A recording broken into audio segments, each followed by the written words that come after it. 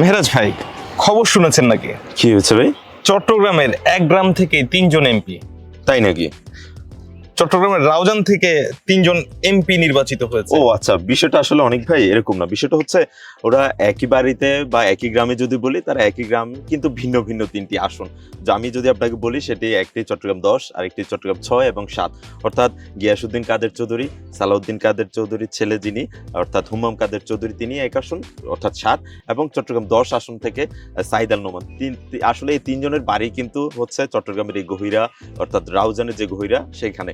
সে কারণে আসলে 3 জনের কি মনে হচ্ছে একই গ্রাম থেকে। আসলে বিষয়টি এরকম নয়, বিষয়টি হচ্ছে 3 জনই একই গ্রাম থেকে, তবে ভিন্ন ভিন্ন 3টি আসন থেকে তারা নির্বাচিত হয়েছেন। চট্টগ্রাম 6 থেকে তাহলে আমরা 3 জন এমপি পাচ্ছি যারা বিভিন্ন একদম আসনের প্রতিনিধিত্ব একদম করছেন। তারা একই গ্রাম থেকে বলা যায়, তারা 3 জন 3টি আসনের প্রতিনিধিত্ব করবেন। এবং আরো একটি বিষয় যদি বলতে চাই, 3জনই কিন্তু একই দল থেকে আসলে মনোনয়ন পেয়েছেন ধানের শীষ প্রতীক নিয়ে। একেবারে তারা 3 জনই মনোনয়নও পেয়েছেন এবং বিপুল ব্যবধানে আমরা দেখেছি তারা জয়লাভও করেছেন।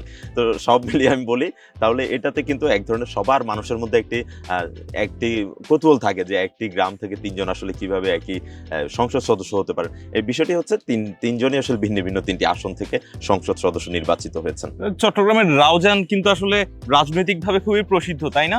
একেবারে আপনি যেমনটি বলছিলেন, এটা আমরা বেশ কয়েক মাস অর্থাৎ 5 আগস্টের পর থেকে আমরা দেখেছি, এর আগেও দেখেছি, বহুলভাবে তারা আলোচিত সমালোচিত থাকে।